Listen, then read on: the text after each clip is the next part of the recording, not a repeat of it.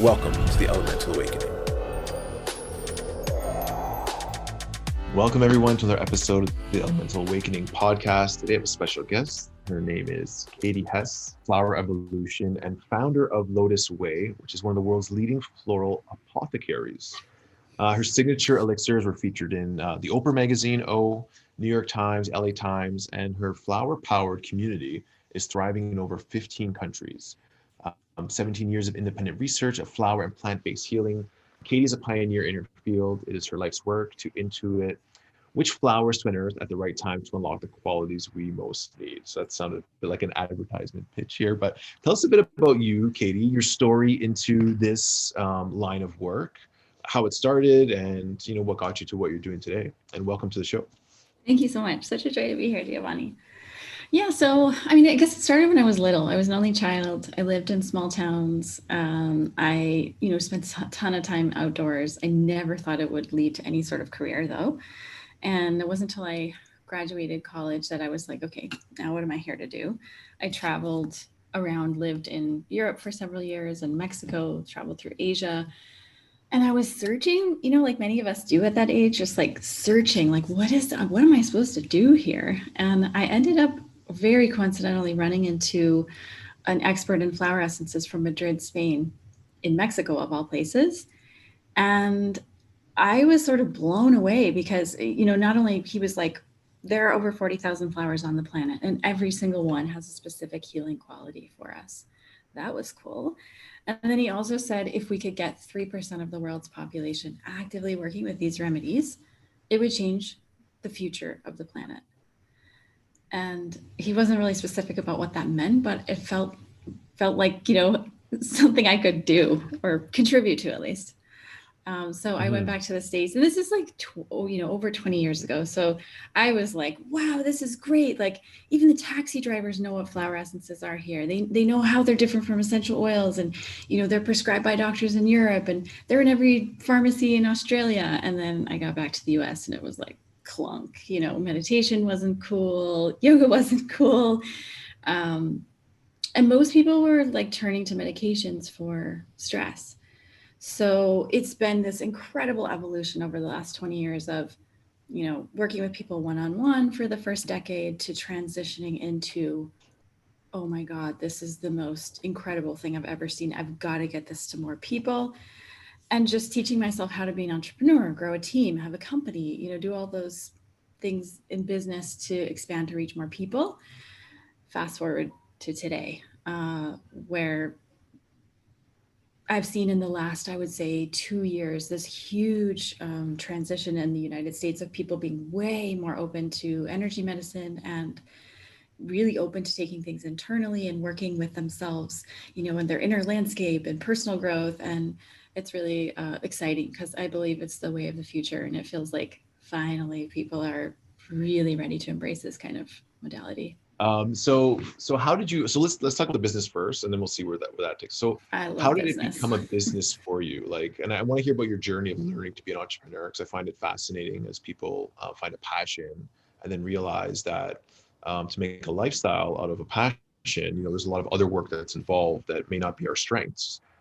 That sometimes create a lot of challenges that in some cases even make you hate what you're doing because of all the pressure it brings. I've been there myself. Okay, so let's start with the business side of it. So what tell me the story of, or how it started, where you decided like, hey, I'm gonna make a business out of making flowers. I'm sure it was like a passion at first and you're just playing around and having fun. And tell me about that. Or was it automatically like, hey, I'm gonna turn this into a business? Tell me a bit about that and a bit about the story that progressed from there. Well, originally I started the business in Mexico. So I was living in Mexico. I was seeing clients, making preparations for them, doing some hands on work. And then I just woke up one morning and I was like, I am in the wrong place. I need to get out of here right now. It was like some kind of weird inner compass. I woke up and I was like, I've got to go back to the States. It was January. I moved to Phoenix because I didn't want to go back to the cold in the north. And for a while, I worked as in a health food store and as a crisis counselor. And I would just try to build up clients. And there was a moment when my spiritual teacher said, you need to leave. You need to stop being a crisis counselor. You have to take the leap. And I'm looking at my calendar, like I've got 3 or 4 clients this week. And to be honest with you, in the beginning it was rough. Like I put groceries on credit cards, I was clueless. I didn't know how to run a business. I don't have business DNA really. And I really just like, my, always my philosophy has been in action that my business path is essentially my spiritual path, because as you know, your business will point out every weakness that you ever had. Books will be written on this exact topic. I'm telling you, like, a part of my story about my spiritual path is exactly that. It's like where the business drives us to face your darkest fears, to question yourself, to bring all of the things within you to the surface, the way you interact with people, the way you interact with employees, suppliers. It like pushes you, the certain type of people you attract based on what's going on within you. It's super interesting. But yeah, thank you for a book will be written. Maybe it'll be a collaboration of like spiritual entrepreneurs that like have a Yes. chapter to write about their story, and like That would be amazing. I think we're bursting an idea Idea. here. Yeah. Okay. Yes. So keep going. So like fear of speaking, right? I had to go to all these like networking events and stand in front of huge crowds and say what I did. And then of course I was like the kook who was like the kooky person, right? Who was just like, I make flower. And I, at the point, like it took me a while to figure out that like people did not want to hear about energy or chi or frequency or vibration. I had to like scrub all those words from my vocabulary. And I'm like, probably now they're like, could come back out of the closet.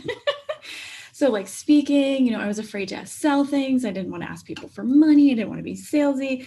How was I going to get clients? Like I was in a new city. I mean, it was just like, it was real challenging at first, but I just like had incredible determination. And what really drove me to the next stage was seeing the clients that I worked with come in, and they would have, certain facial expressions, body language, and stories about whatever was on their heart, and then preparing a flower essence remedy for them. They'd come back in 3 weeks and their faces were different and their body language was different and their energy was different and their stories were different. And it got to a point where I like literally was going crazy, because I was like, how am I in a room by myself with these people and I have to keep this confidential? This should be like a reality TV show. Like everybody should have this experience. Like everybody should see this. Like people have no idea what this, And then I added up like how many clients would I be able to see if I didn't take vacations, and like for the rest of my life it was like 75,000, and I was like, that is just not enough. I have to make a product line. So then I made like 6 elixirs to start, that you take internally with like bad labels, and started at farmers markets. Then I thought, well, I should set up at the Natural Products Expo, because that's where everybody in the US, at least, if they're like in a health food arena. Long story short, made a booth, went in with my best friend who had dark chocolate company, PVC pipe, velvet curtains, like put this thing together, talked with hundreds of people, collected over 300 business cards, hired my first assistant, called every single one, got like 1 or 2 orders. So it was like total failure, right? And I was like, well, the only place people buy flower remedies is in health food stores, and none of those people want me. Like crisis, my own crisis, right? So I just like dropped to my knees and was like, like Earth, Mother Nature, I need your support, because I don't know where I'm supposed to go next. And then like, bam, someone showed up at the farmer's market asking my best friend for a chocolate for a hotel. And fast forward, was like, oh, I could make spa products. Yeah, I could put them in. Nobody knows what flower remedies are. I'll just put them into the spa treatments and spa products. So I ended up beating out these enormous chemical fragrance companies, little old me, just one person. And, suddenly was like, how do I make like 300 gallons of lotion and soap and, this huge operation. And the day that they hired me, when I walked back to my car, I found this night blooming cactus bud. And I had never seen the cactus like this before. And I was like, this thing's gonna bloom tonight. Oh my God, this is so auspicious. It's full moon in May. And I snuck back on the property at 10:30 at night. And there's just this enormous, big, white, unbelievable flower. And I ended up having to bring it home because the security guy came and had to do a few quick maneuvers, made a lunar infusion of this flower. and later found out that it blooms one night a year in the desert. Wow. So that was the kind of auspicious timing that really pushed me into, the spa industry, and then making products on a greater scale for more people. And that was a whole learning in itself. Like, I'm an earthy girl, and here I was, like, then I was like, okay, spa, trade shows. And then it was like, oh my God, I'm such a failure. Like, I don't wear high heels. I don't do my nails. I don't get drunk in the bar at night. Like, I can't, how am I going to build my business when, like, I don't do any of the things that are, so I had to kind of find my way, like, where's the earthy folks and the sustainability folks and the green spa. And to make a long story short, I was really the most successful when I just, like, threw out how everyone else is doing things. We ended up taking our trade show budget and just, like, saying, what if we did flower lounge events where we bought thousands of fresh flowers and built giant mandalas and lit candles and served edible flower food and did, cool experiences for people that already love us, and just do that all over the world as a means to grow. And, since then we've just expanded. We bought a massive commercial building 2 years ago as kind of like the grand finale to all those events. And we just continue to grow. And I think it's, like, just a testament, if anyone out there listening wants to grow a business, A, you have to face all your weaknesses, and B, you also have to follow your joy. That's, one thing I think I wish I would have done sooner. I think that is, like, first off, a very inspiring and amazing story. And I think it's also incredible advice for people to follow your joy and be prepared to face your weaknesses. And to know that, don't look at the weaknesses as the roadblock, as the end of the road. It's the thing that needs to break through, either for you or for your business, and probably both at the same time, for that growth that's beyond that wall. And again, people have probably heard this many times. When I opened, this float center or wellness center in Toronto, I faced my fears. I had to. It was the first time I forced myself to sign on the dotted line everything, like my house, like my personal savings. And it brought all that fear of failure, the fear of judgment, the fear of lack, and sense of security in my life. And once I was able to transcend that and let go of, like, hey, like, this doesn't define who I am, nor will the people that actually care about me care, because they're still gonna love me anyways. Let me do what I wanted to do, was serve people. Once I made that decision, like, everything shifted. But I had to go through it and face that possibility, that worst case possibility. Yeah. I love the cactus. And the thing about stuff like that, it's like, you can't make that up. Like, those things, they just happen. And, like, I don't know if it's a sign from the universe or your higher self or the awareness. Like, I think things like this are happening all the time, but it's only when you sort of tapped into your awareness that you see them and you start following this path. Like, okay, like, yeah, this is meant to be, or this is a sign that keep going. And even looking back on the darkest parts of my life, and again, I haven't had a very dark life, but there's been moments where it was challenging or confusing, or I felt like giving up. The signs were always there, and only in retrospect can I see them now. At the time, I wasn't just like, I didn't want to see anything, it's like, yeah, there was always this thing that was guiding me through. And, a lot of even the religious texts will talk about it. There's parables, but, like, I don't practice any religion, but I like to sort of read a lot of the stories and teachings. And, like, there's a story about Jesus and footsteps in the sand. It's a famous one where, in the darkest parts of his life, there goes down to one set of steps. And, like, that's when he was carried, like something like that, the parable goes. Or it's a story. Maybe it's not even a religious one, that one. I might have messed that up. But anyways, the story is what matters. And it's like, in these dark parts, there's something that's always guiding you in the direction you need to go. And I believe we're on this journey of life to learn and grow as souls, spirits, whatever you want to call it. And it doesn't have to be separate from business. You know what I mean? Like, a lot of times it's like, I found in spiritual communities before, there was, like, this negative sort of connotation toward people who did business and money, and, like, it's just the separation between the two.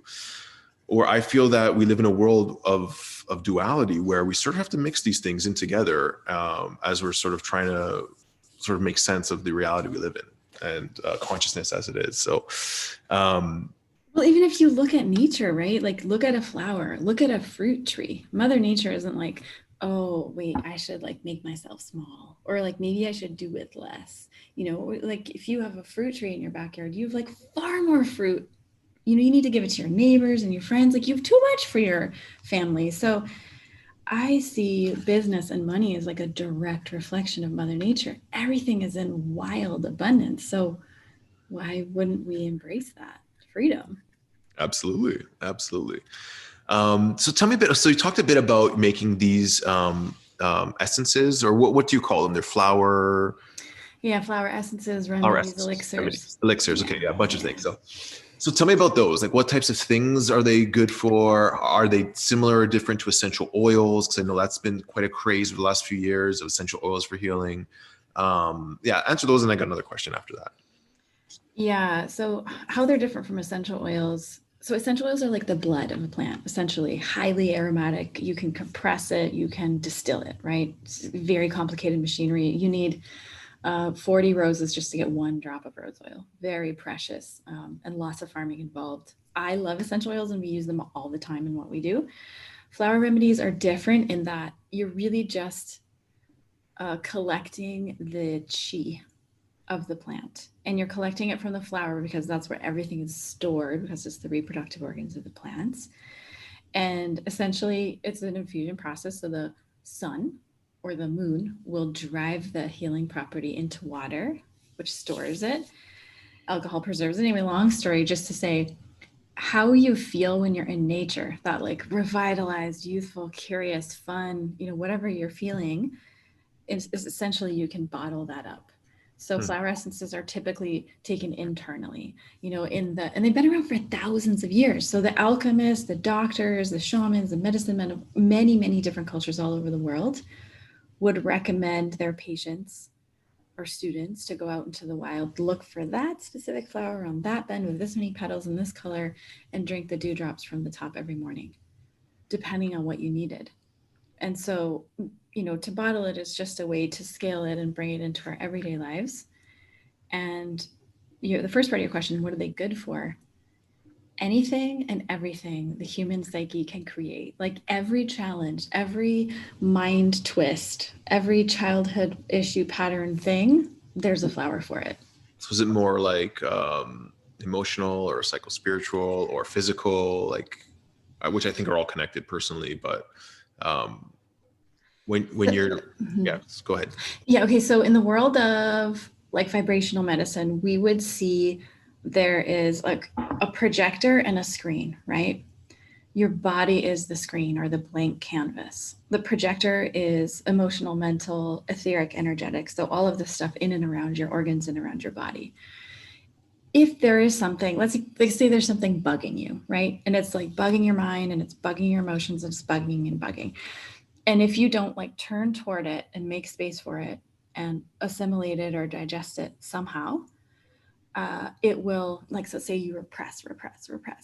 It will then show up on the screen as like a last resort red flag in the body as a physical imbalance. Mhm. So flower essences are working primarily on the projector, right? It's the energetic, emotional, mental, spiritual. However, I will say there are flowers that are incredible for, uh, like self heal is one flower that helps your body access its natural self healing abilities. There is pomegranate that can cleanse the reproductive organs of past sexual partners or get rid of cramps for women or boost fertility. Um, and there are like more simple things like headaches, or I mean, even in the Western world, doctors and scientists will say 99% of all our physical imbalances are actually due to stress. So you can kind of, I mean, essentially, you're preventing it before it even happens. Mhm. Okay, so you mentioned earlier that it takes the chi of the flower, which for those listening, chi is more like the energy or the vibrational property. So is it similar to homeopathic medicine in a sense where they do something? And It I've is. limited understanding of homeopathy, but from what I understand, it has to do with taking the vibration of some sort of medicine and putting it Yeah. into water to hold that sort of vibration. Is that right? Yeah. It's very similar because there are dilution steps, like same with homeopathy. The more dilute it is, the more powerful it is. The only difference is homeopathy tends to be like minerals, and more inert substances, whereas flowers are, you want them like right at their full bloom point as they're growing in the earth. And I think of it literally as like flower Wi-Fi or floral Wi-Fi, botanical Wi-Fi. You know, you go out, let's like if you're just walking, you get the latest upgrades, downloads, whatever, directly from nature because we speak the language of flowers, even if we don't know we speak it. How you know that is because there are certain things you wouldn't do. Like you probably wouldn't get 12 long stem red roses and give them to your mom on Mother's Day, or you might not give white lilies to your partner for Valentine's Day. Like we know that certain botanicals make us feel a certain way. We just know that. And then I will say this though, if you have any listeners who are like, whoa, this is totally, she's weird. Like this is, skeptical, because I love skeptics. I think skepticism is the greatest Question. critical thinking is so needed today. Like out of any time I've ever been alive on this earth, we need more critical thinking and we need more skeptics and we need more people asking questions and doing research. So I appreciate that. I also say, how the hell does your cell phone work? Like, how is it possible that you can have this little box in your pocket and you're sending music and poetry and videos and podcasts and videos on invisible waves? Like, really? These things are riding on invisible waves, that travel through our bodies, walls, great spaces. Like, so if we believe that that's true, then isn't it possible that Mother Nature has been doing that all along? And we can't see it, so we don't realize it's there. Right. Yeah. And there's even science that's starting to show how the trees interact and communicate with each other, and different plants interact and communicate. And I guess for the skeptics out there, my next question would be like, have there been any studies on flower essences that prove one thing or another? Like, hey, this does actually work. Like, is there anything around that we've seen, or it's not there yet? It's so minimal. I mean, I think there's been studies showing that it reduces EMF damage. There's one showing that it reduces stress I should say, it reduced pregnant women's need to turn to medication. So for stress. But other than that, there's like nothing out there. I always just tell skeptics, you have to try it. Don't listen to anyone out there. You don't need a white coat or a scientist. Try it yourself. There's no negative side effects. And then in your own body for sure. Well, I think the biggest problem, what I've seen, even from like the breath work type stuff that I'm into, and a lot of this like cold therapy and all of these things that are natural and they're not easy to patent and make billions of dollars off. No one wants to put money into research because they don't care, because they can't get a return on their investment. So I guess to counter that question with another one, what are some of the anecdotal things you've seen in your own practice? Like, have you seen people heal from different things? Like are there any stories of transformation that really stand out to you? That you can share? Is there anything that comes to mind? So many things. I mean, endless. I have endless stories. You could probably ask every member of my team and they'd have a different story. Woman who's terrified of flying will never get on a plane. When her husband was alive, they would only drive everywhere in the RV. She comes in to see me because her husband just died and she's grief ridden. We work on the grief, but then there's also the fear. And then fast forward 6 months, she's getting on planes all over. Fast forward a year, she has so many frequent flyer miles accrued. She's going everywhere for free. Kids with ADHD, people who can't sleep, deep-seated issues from childhood, past sexual abuse, PTSD. I mean, you name it. Like, yeah. And specific flowers are specifically designed to help with different sort of, I guess, ailments or challenges that people face. Yeah. I mean, there's a flower for when you've been on the cell phone and the computer too much and your energy is lagging. There's a flower for, if you were in a car accident or you're a veteran and your body is storing emotional information in your cells. My flower essence teacher would say the real magic of flower essences, and there are no studies showing this, right? This is all anecdotal, that they're helping us assimilate or understand what is really us and what is a byproduct of 6 to 8 generations back in our family lineage. We think the same types of thoughts and we have the same types of emotions as our mom, dad, great grandfather, great grandmother, etc., as well as the impact of the collective consciousness and what's happening around us, uh, partners that we have. So it's like helping us really figure out what's the real me, what's the real me under all that stuff, and really pull out the strongest, most powerful parts of ourselves to the surface so that we can express ourselves to a greater potential than we even know is possible. Mm-hmm. And so when it comes to these flowers, is there a difference between like holding one and smelling one versus taking in the essence? Like, 'cause I'm trying to think like in the design in nature is like obviously these things that are so interesting to look at, highly psychedelic in nature. Like if you look at a flower, especially under the influence of psychedelics, it's like, wow, like this is just such a piece of art that it's mind boggling of like how this was designed. So it feels like there's this natural attraction to them that a human would be attracted to go and at least be say like, what is this? You know, the colors and fragrances. Um, so can you get similar effects from just smelling a flower or from touching it? Do you have to sort of drink the water, like the dew you mentioned was what people were using? And I guess maybe a flower would naturally create that sort of like sip of water. But what are your thoughts on that? You do get the same benefits. The only issue is that we live these crazy modern lifestyles. So like if you are a person who has a garden and you have access to that garden 24/7 year round, and you are spending the majority of your time hanging out around the flowers, maybe you're gardening, you're doing all your work out there, those are the happiest people, the people with gardens, right? Just naturally, because it's just constantly rubbing off on them. And like you said, the purity of a flower is just unsurpassed. It's just majestic. And and then you come down to reality. Like you're in Toronto, it's cold, you don't have access to the outdoors. I'm in the desert.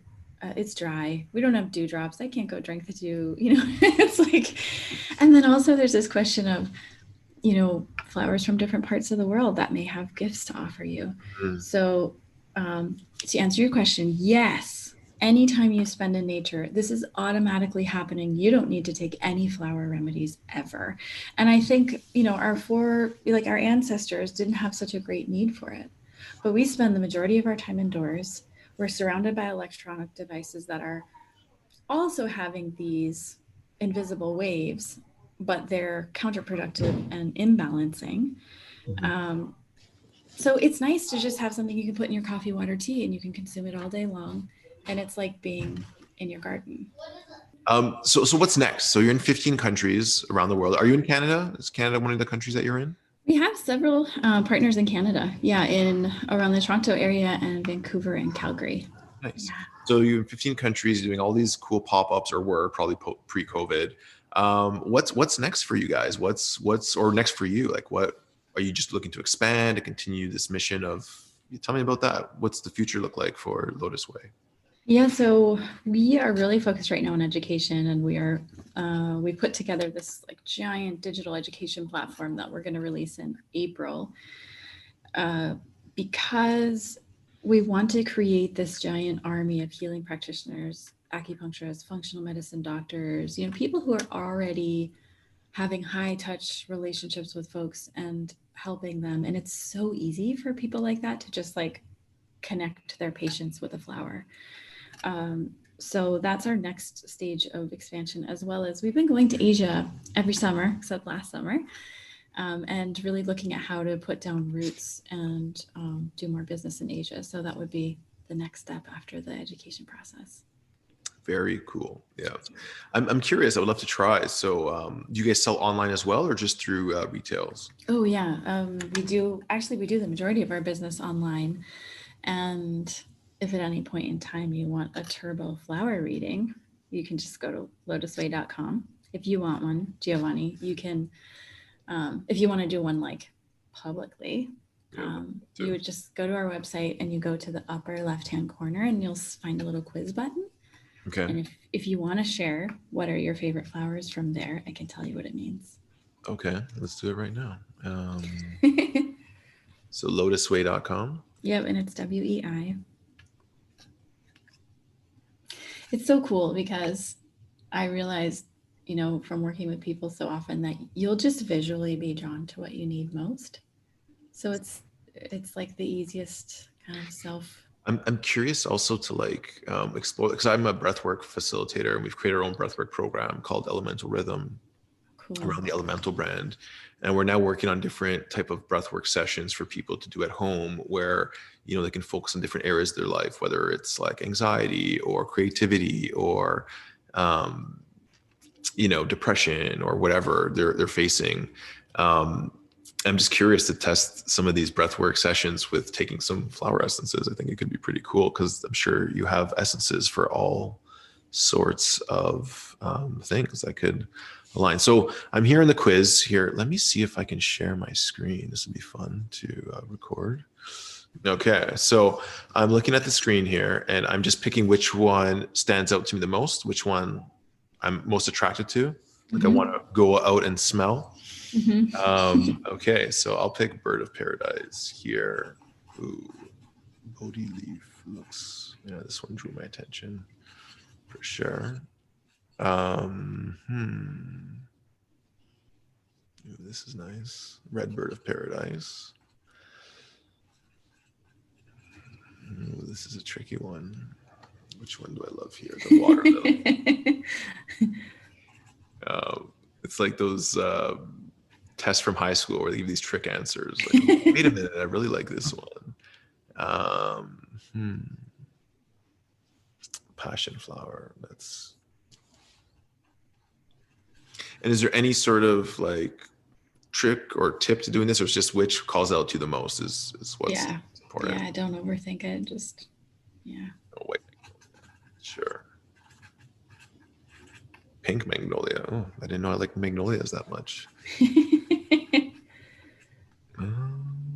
Bamboo. Okay, so turbo flower reading here, and then you can tell me if any of this resonates with you. Okay, so Bird of Paradise was the first one you chose, and that is for people who have lots of ideas, very creative, but sometimes hard to turn it off. So like when you're ready, when you're ready to sleep, or you just kind of keep going. So that flower helps us like come down more into our hearts and our bodies and be able to let go of the ideas when we need to. Bodhi leaf, usually we're drawn to the Bodhi leaf when we have this sort of inner longing to do more meditation practice or to find more quiet spaces. It's an incredible tree botanical for helping you get in touch with that kind of boundless love, patience, wisdom place that you attain when you're in your sitting practice and your breathwork practice, which makes sense. Yeah, I just started doubling down on my meditation January 1st, like an hour every morning religiously. So I'm on like awesome 47 days in a row now. So I'm trying to go the whole year. We'll see. Good for you. Good, yeah. It's like the best practice. You chose Red Bird of Paradise, which is a flower that blooms here when it's 115 degrees, or what is that, 45 degrees Celsius. And it's when you have something on your to-do list that you don't feel like doing.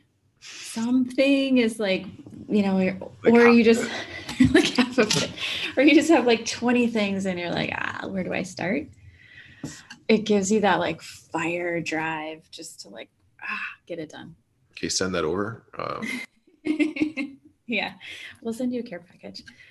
White water lily enhances your senses, and it also like helps you really get more in tune with synchronicities. Always fun. Passion flower, when your RPMs have been like on high, so maybe you've just kind of been burning the candle at both ends. It would just be an indication of like, hey, Giovanni, you need more naps, more rest.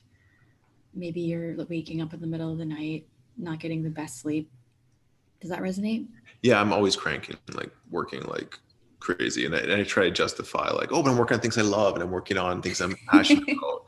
And I know, because I also tell fellow entrepreneurs that that's not an excuse. You need rest still. You can't crank and then just add more rest, like meditation on top. It's like slow it down, balance out. So yeah, that 100% resonates. Yeah. We all have that issue. I know.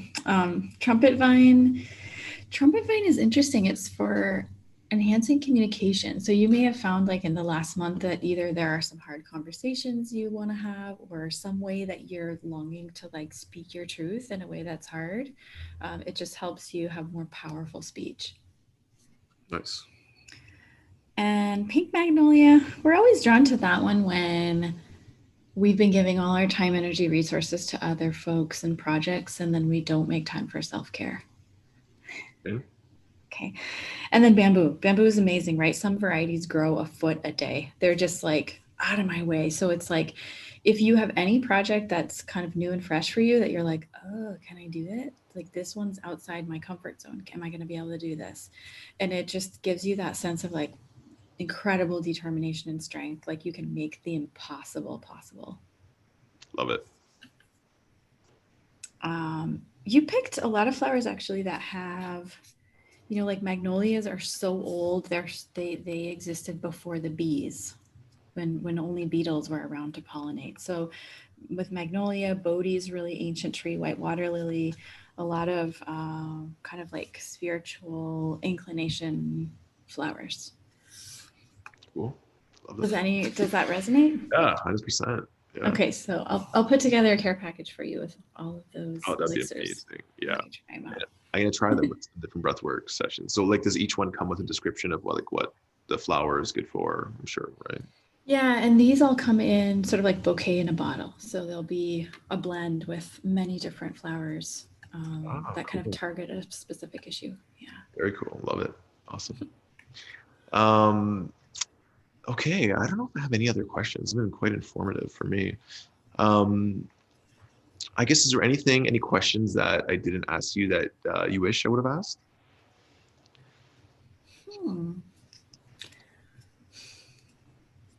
I guess the only thing that comes to mind is just to sort of, for people who haven't heard of them before, how quickly they work. I think that's always the surprise. I think so many of us we're all human, right? And we have these experiences in life. We have really tough challenges sometimes. And I think, especially in the Western world, we're so often trained to kind of repress or like, I don't want to feel that. Or maybe it's not normal for me to feel the depths of this wildness of emotion. Like sometimes our minds and what we experience in our hearts, especially if you're doing breath work and you're making space for it, it's like a wild bull in a cage, and sometimes we think like maybe there's something wrong with me, or how could my emotions be so intense?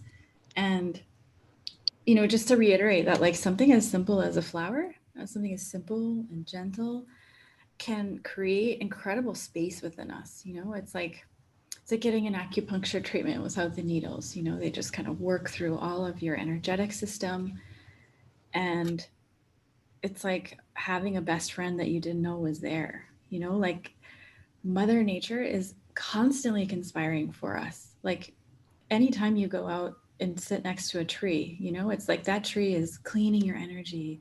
It's cleaning up it's like giving you that acupuncture treatment, right? Without the needles. And how amazing is it that we live in a world where there is this whole, like, we're basically in a paradise that wants us to succeed in everything we do.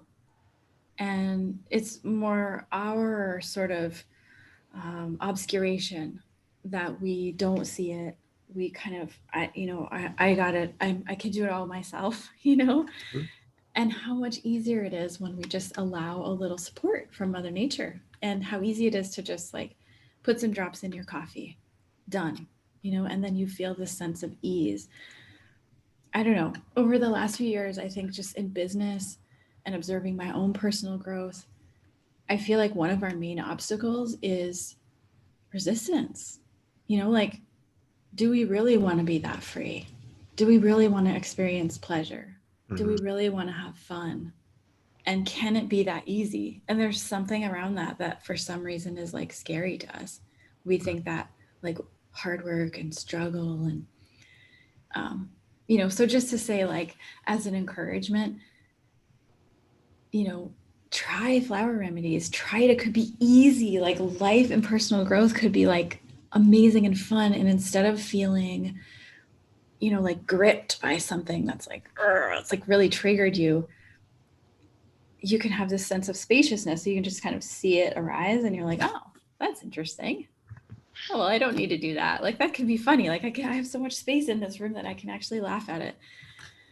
And to be kind to yourself. I think we as humans forget that like we're all experiencing this tremendous range of stuff and things can blindside us. We have major heartbreaks, and anyway, that mother nature is there to support us and it can be easier. I love it. I love it. That's such a beautiful way to end the conversation. So people can find you at lotuswei.com, Lotuswei. What about social channels? Are you on like any social media? Tell us about where people can connect. We're on Instagram, Facebook, Pinterest, all of the kind of oldies. Now is our time to sort of transition over to Telegram and Gap and all these other new places that people will be looking for us. So for now, the oldies, and then email list is always a great place to just get the latest info too. Yeah, check out the quiz on lotuswei.com. I'm sure it's a great way to start your journey into flowers and you get a lot of information about what resonates with you. So I just want to thank you so much for spending the time to be here today, chat with us and share some of your knowledge and experience and your story. And I think it's very inspiring and sounds like you're doing amazing work. And I wish you continued growth, like the most wildest growing flower that is out there, which would probably be some sort of vine, I guess, that has flowers that come off. Thank you so much, Giovanni. I just want to also appreciate and honor the work that you've done, and not just in your business but also your work on the cushion, because it shows and you can hear it, and I'm sure your listeners really appreciate that. And you are welcome in Phoenix anytime. Please come and visit us. It's on my to-do list though. You have a place to stay, a place to work. Come visit. Awesome. Thank you so much. Yeah. All right, guys, thanks for tuning in. Thanks for all the subscribe, shares, listen, and everything you guys do out there, for being engaged. Thank you guys. And hopefully if you guys got a lot out of this, please share it with someone you think would also enjoy listening and learning about flower essences and Katie's amazing story and information. So until next time, I'll see you guys around. See you later. See you sooner. I don't know. I'll see you later.